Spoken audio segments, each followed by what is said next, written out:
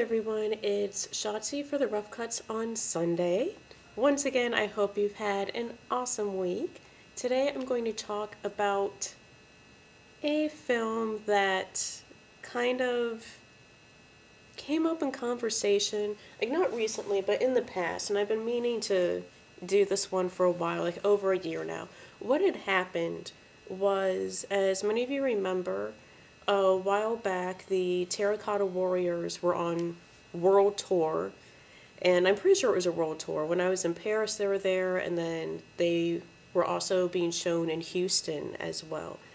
And so during that time on, I think it was the History Channel, they did this really long kind of docudrama on the Qin Dynasty, and one of my acquaintances, he's a bit older than I am, was talking about how he didn't understand how that sort of thing could happen, and how something so huge could just be forgotten, lost, and no one cared about it for, thousands of years. And so then I talked about, well, what about, Pol Pot in Cambodia, the Khmer Rouge? And he looked at me as though I had, got a horn growing out of my forehead. And I was just like, hello? Like the killing fields? And he said, what do you mean? And that just blew my mind. And he was alive during this time. He was in school, like old enough, a teenager, old enough to know what was going on, when it was going on. And that just, it blew my mind. It just seems as though either he just honestly didn't know, or maybe he heard about it and just plain didn't care. Like, a lot of people are so egocentric and in their own little bubble, they don't care about what's going on around them, and they just kind of turn a blind eye to it. And that just blew me away. And so, for some of you who don't know, very, very brief synopsis of what happened. Basically, Pol Pot was a Cambodian. He studied in, I believe it was Paris, and there they formed, he and a lot of other students formed a kind of, communist party, but it wasn't really communism. It's more of an agrarian-based communist party.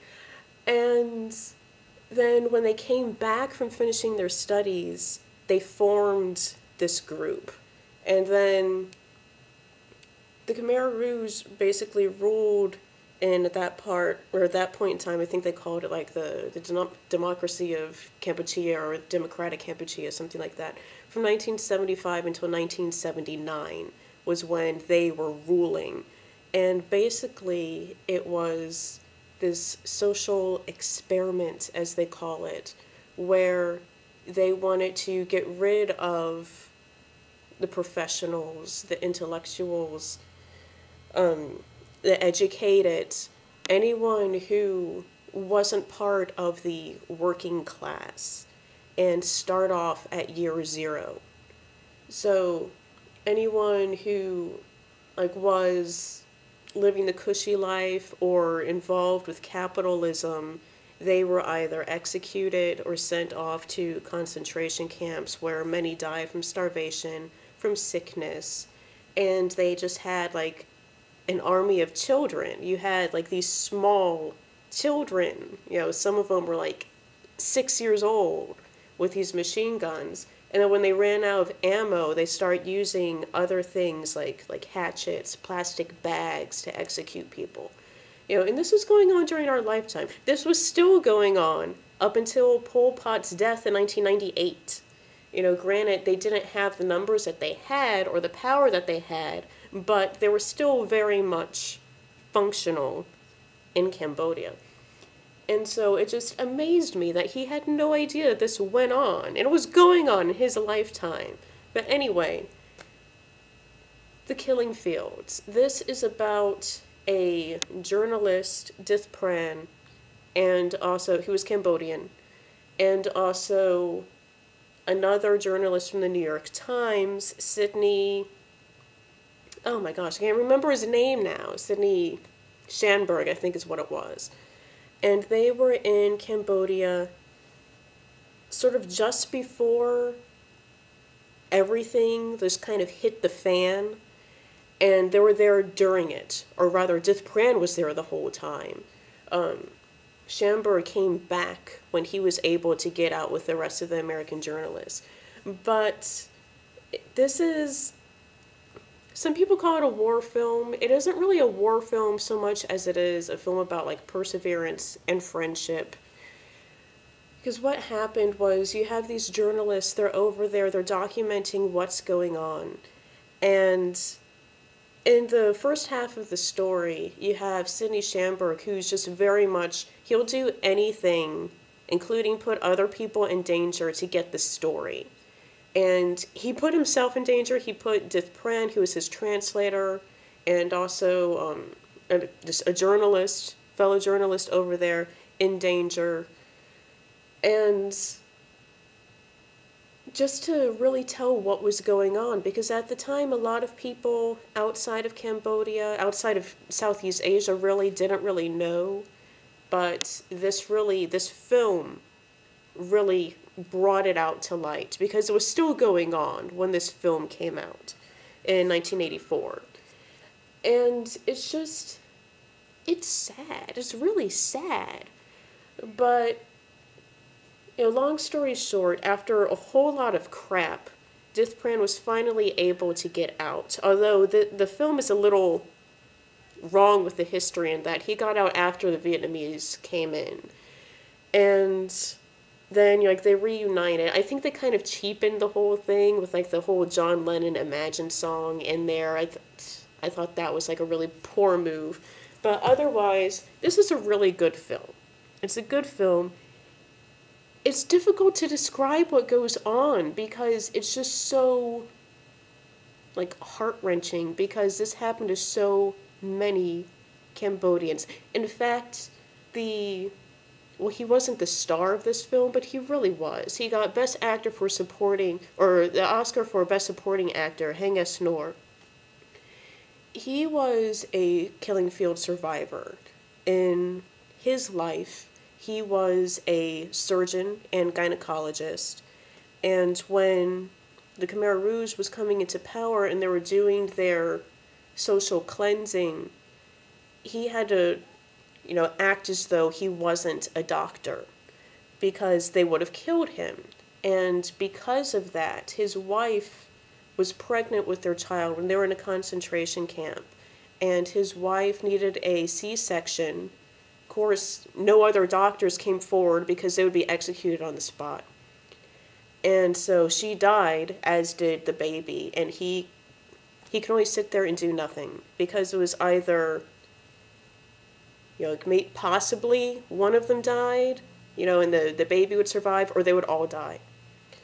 But she died along with the baby, and he was able to get out, and he won Best Supporting Actor for this role for the Oscars, also for the Golden Globes, and he won the BAFTA Award for Best Actor, because he really is central to this film.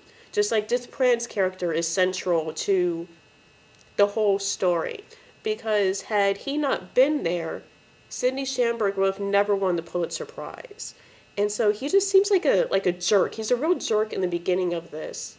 But Dith Pran was very, very loyal to him, and they developed a really strong friendship, and that lasted up until Dith Pran's death in 2008 of pancreatic cancer. But it's a really, really just great story about the human spirit and what can happen.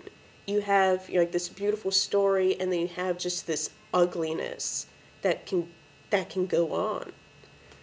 But, it's something that people need to know about. It blows my mind that people don't know about what was going on in many of our lifetimes that are watching this right now. But, it's tragic. It's really, really tragic. And it just amazes me. But it's a great story. Haing,